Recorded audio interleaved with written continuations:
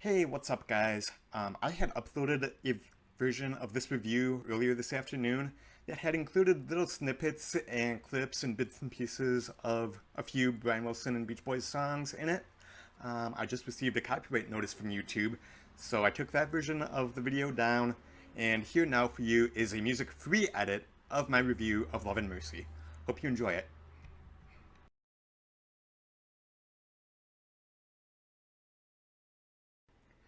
Love and Mercy is a movie that came out about a year ago and is a biopic about Brian Wilson of the Beach Boys. It stars Dano, John Cusack, Elizabeth Banks, and Giamatti. It would be an impossible task for me to do an objective review of this movie because I've been a fan of Brian Wilson and the Beach Boys since my 10th birthday way back in 1986, almost 30 years ago. My parents had taken me and my brother to go see the Disney film Flight of the Navigator. The song I Get Around is featured prominently in one scene, and little 10-year-old me was blown away by what I heard. The very next day, I took some of my birthday money and bought a copy of Endless Summer, a greatest hits compilation, on cassette. And so, a lifelong fan of Brian Wilson was born that day. Love and Mercy is a biopic directed by Bill Pohlad. But put aside your thoughts of a typical biopic, because this film is completely unconventional in its storytelling. Rather than telling Brian's story in a chronological order, which would be almost impossible and which would result in almost a 6-hour movie at least, Pohlad instead chooses to focus on two time periods in Brian's life.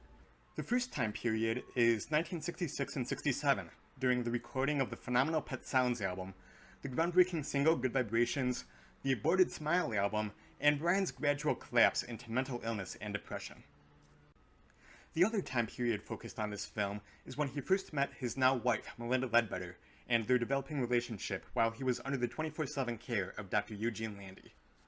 Pohlad intercuts between the two time periods seamlessly, almost mirroring events and circumstances in Brian's life. Dano and John Cusack portray Brian in the 1960s and 1980s respectively. Dano is completely convincing in his portrayal of America's greatest songwriter in his prime. I had a bit more difficult time with Cusack because there isn't a whole lot of physical resemblance to Brian.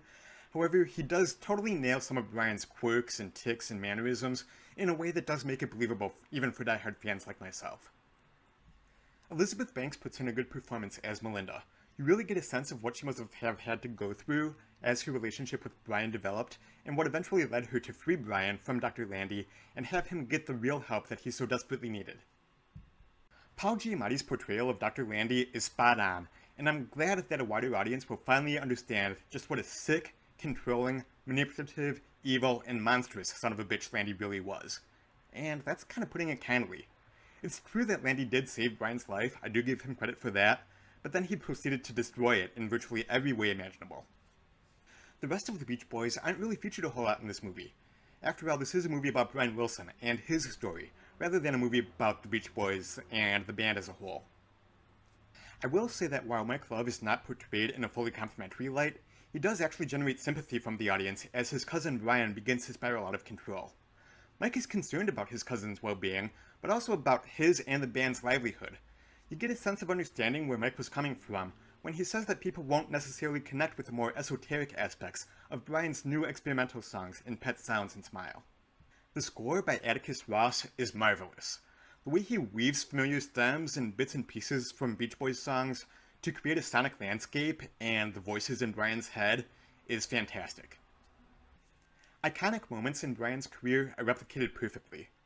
I must have had the goofiest grin on my face when they reenacted the Sloop John B promo film, or Brian on the Leonard Bernstein special performing the song Surf's Up for the first time. If I have to have one complaint about this movie, it's that I actually wish it was like 2 or 3 hours longer. I could have used more time seeing Dano's portrayal of Brian in the studio creating Pet Sounds, Good Vibrations, and Smile. It was like being a fly on the wall during those scenes, with a lot of the dialogue actually being taken verbatim from the real session tapes.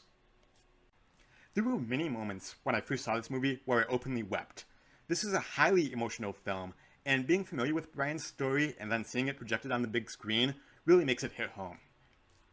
In the end, I'm incredibly glad that Brian's story has been told correctly for the mass audience. The music that he created will live forever, and now too hopefully will his story and his legacy. The movie itself is wonderful, but perhaps the best thing to do if you want to understand Brian is to just listen to the music. As the end credits begin to roll, director Bill Pohlad features a video clip of the real Brian Wilson and his new band performing the song Love and Mercy in 2002 in London, which I thought was a really nice touch and the perfect way to end this wonderful film. I cannot recommend this movie highly enough. Even if you aren't necessarily a fan of Brian Wilson and the Beach Boys, there's still plenty here for you to appreciate. And if you are a fan, you'll just enjoy the movie that much more. I'm going to give Love and Mercy a perfect 5 out of 5.